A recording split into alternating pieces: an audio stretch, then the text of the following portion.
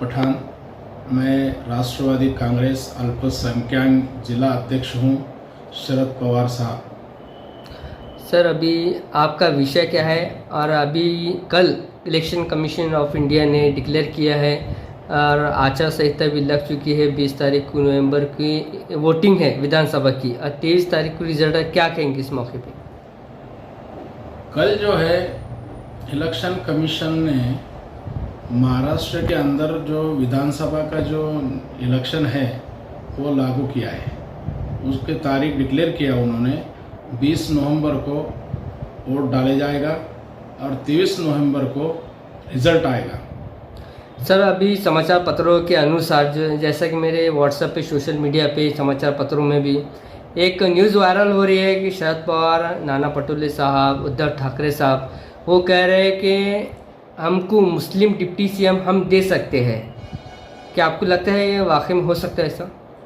देखिए, ये इलेक्शन की जो तारीख डिक्लेयर हुआ, इसमें दोनों पार्टियों ने अपनी अपनी तैयारी बनाया है और हमारी महाविकास आघाड़ी और महायुति, इन्होंने दोनों ने अपनी तैयारी बना के रखा है।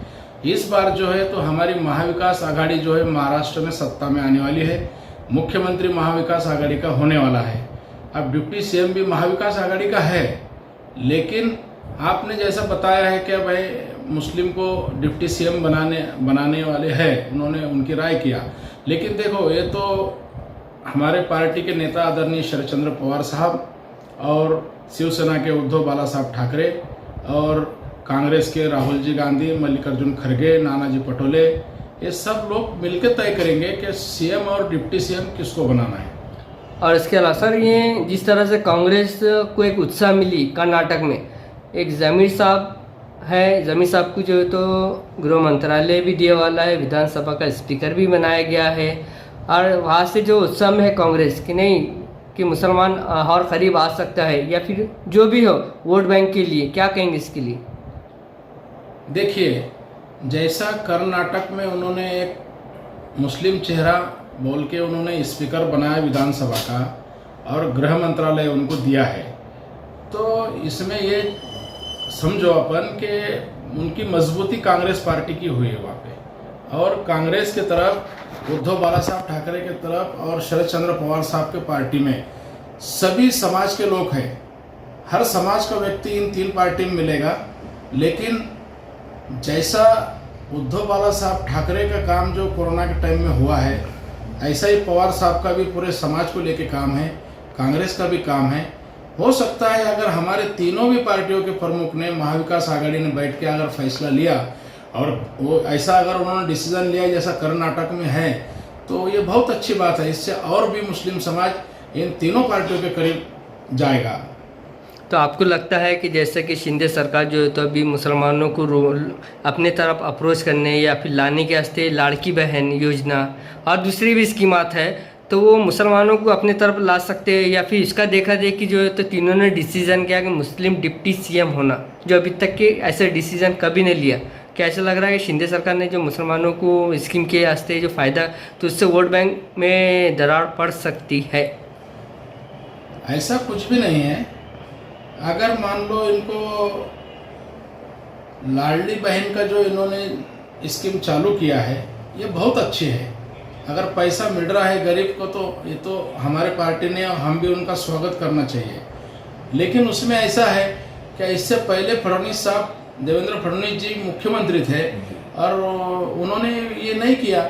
और मान के चलो, इन्होंने भी, शिंदे साहब भी आके लगभग 2 साल से ज़्यादा हो गया, तभी इन्होंने लाड़की बहन चालू करना चाहिए था। इलेक्शन करीब आके, इलेक्शन नज़दीक आने के बाद ये सबको अगर लोभ देंगे, सबको लालच में लाएंगे, तो ये सब जनता, ये पब्लिक जानती है इसको। यानी आपका बोलने का मतलब है ये एक सिर्फ लॉलीपॉप है जी। तो हो सकता है कि शिंदे सरकार अगर जीत के अगर आती तो ये स्कीम आगे कंटिन्यू रह सकती है, आपको लगता है ऐसा? देखिए, हम तो बोल रहे हैं कि महाविकास आघाड़ी की सत्ता आ रही है महाराष्ट्र में और महाविकास आघाड़ी का मुख्यमंत्री बन रहा है, डिप्टी सीएम बन रहा है, हर चीज़ इसमें जो है हमारे आदरणीय शरद चंद्र पवार साहब और उद्धव साहब, इन दोनों के लिए बहुत सहानुभूति है और कांग्रेस भी है। जैसा लोकसभा में आपने देखा होगा, वो 40+ बोलते थे, कभी 42+ बोलते थे, लेकिन क्या रिजल्ट आया? ऐसा ही रिजल्ट देखिए महाराष्ट्र में आने वाला है। आगे चल के आप देखिए, अभी कुछ दिनों में बहुत नज़दीक आने वाला है, 23 नवंबर, ज़्यादा दूर नहीं है, और इंशाल्लाह ये महाविकास आघाड़ी का मुख्यमंत्री होने वाला है। सर, बीजेपी को रोकने के लिए अभी एड़ी चोटी का जोर हर पार्टी महाविकास वाले लगा रहे, तो आपको लगता है कि बीजेपी को रोक पाएंगे ये सब? समाजवादी पार्टी भी इसमें इन्वॉल्व? अभी इस वक्त हमारे ये तीनों पार्टियों में, महाविकास आघाड़ी में छोटे छोटे दल भी है, शेतकरी कामगार पक्ष है, समाजवादी है, और छोटे पार्टी हमारे साथ में जुड़े हैं, और हर समाज का व्यक्ति हमारे पास है। हमारे पास में मराठा समाज है, ओबीसी समाज है, दलित समाज है, हमारे पास मुस्लिम समाज है। महाविकास आघाड़ी में हर समाज नेता है, हर समाज का व्यक्ति है, हर समाज का वोट महाविकास आघाड़ी को मिलने वाला है। अच्छा, आप शहर वासियों को क्या मैसेज देंगे कि वोट के ताल्लुक से, कि अभी हालात हाजरा को देखते हुए क्या मैसेज देना चाहिए? मैं तो ये कहूँगा, अपने जो पार्टी है महाविकास आघाड़ी के पीछे हर समाज या मुस्लिम समाज सब खड़ना चाहिए, और महाविकास आघाड़ी को जोर शोर में उन्होंने वोट करना चाहिए। यही मैं बोलूँगा अपने शहरवासियों को। सर, एक सवाल ये भी है, जैसा कि कांग्रेस जम्मू कश्मीर से जीती, हरियाणा से हारी, असद अवैसी का ये बयान आ रहा है कि मैंने तो वहाँ पे कोई खड़े नहीं किया था ना कैंडिडेट, फिर कांग्रेस कैसा हारी वहाँ पे? और अभी 2 दिन पहले प्रकाश अंबेडकर आए थे, वो इनका इल्ज़ाम था, मैं खुद वहाँ पे मौजूद था, वो कह रहे थे कि इंटरनल तौर पे जो है तो माहिदा हुआ, एग्रीमेंट हुआ कि सोनिया गांधी जी का जो दामाद है वाड्रा, उनका पटियाला हाउस में जो तो केस चालू है, अगर ये एग्रीमेंट हुआ कि तुम जम्मू कश्मीर जीत जाओ, हम जो है तो हरियाणा जीत जाते, क्या कहेंगे इस पर? नहीं, देखो, वो अपने अपनी बात है। अब उन्होंने बताया है, बाला साहब अम्बेडकर ने, उनके ऊपर हम क्या बोलेंगे? वो बड़े नेताजी है, और वो महाराष्ट्र के नेता है, और बाला साहब अम्बेडकर के नातू है, इसलिए हम उनके ऊपर टिप्पणी नहीं करेंगे, वो हमारे बड़े हैं।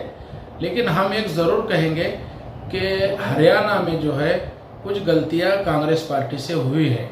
उन्होंने जो है वहाँ के छोटे छोटे दल को अपने नज़दीक नहीं किया, जैसा केजरीवाल साहब की पार्टी है, और छोटे मोटे जो दल थे उनको उन्होंने नज़दीक नहीं किया है। इसलिए कांग्रेस पार्टी का हरियाणा के अंदर नुकसान हुआ है। अभी उनके महाराष्ट्र के अंदर या देश में अगर 99 उनके सांसद बन गए हैं, तो उन्होंने ये नहीं सोचना चाहिए कि हमारे 99 सदस्य बन गए हैं। महाविकास आघाड़ी, इंडिया आघाड़ी को पकड़ के काम करना चाहिए कांग्रेस पार्टी ने, मुझको ऐसा लगता है। महाराष्ट्र हो चाहे झारखंड हो, हर जगह हो, थोड़ा 2 कदम अगर पीछे सरक गए तो सबको न्याय मिल सकता है, और ये महाविकास आघाड़ी, इंडिया आघाड़ी पूरे भारत देश में सत्ता में आ सकती है। यानी आप मानते हैं कि कांग्रेस से कहीं ना कहीं वहाँ पे चूक हुई हरियाणा में? बिल्कुल हुई है, लेकिन हम उन पर टिप्पणी क्या करेंगे? वो हमारे मित्र पक्ष है, और उन्होंने थोड़ा 2 कदम पीछे सरकना चाहिए।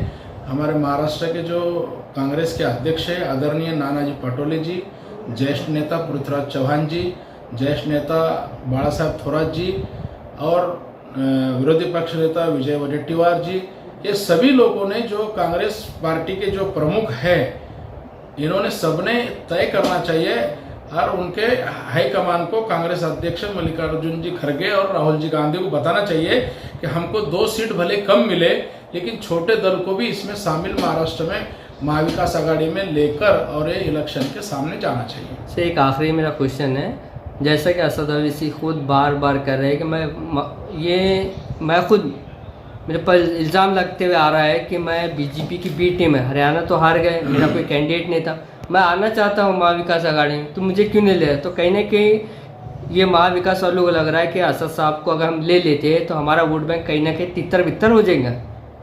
देखिए, अब ये असद साहब की जो बात है, असद साहब का पार्टी में उनको महाविकास आघाड़ी में शामिल करना और उनको साथ लेना, ये तो हमारे आदरणीय शरद चंद्र पवार साहब और उद्धव जी और अपने कांग्रेस अध्यक्ष, इनका ही वो काम है। हम उन पर क्या टिप्पणी देंगे? और वो पार्टी में उनको आना चाहिए तो वो महाविकास आघाड़ी के नेता सोचेंगे उनको लेना है नहीं लेना है। हम उनके बारे में क्या टिप्पणी दें। सर आपका पूरा नाम बताइए। मेरा नाम अब्दुल रज्जाक पठान, मैं राष्ट्रवादी कांग्रेस अल्पसंख्यक औरंगाबाद का जिला अध्यक्ष हूँ ग्रामीण, और शरद चंद्र पवार साहब का मैं एक छोटा कार्यकर्ता हूँ। ठीक, थैंक यू।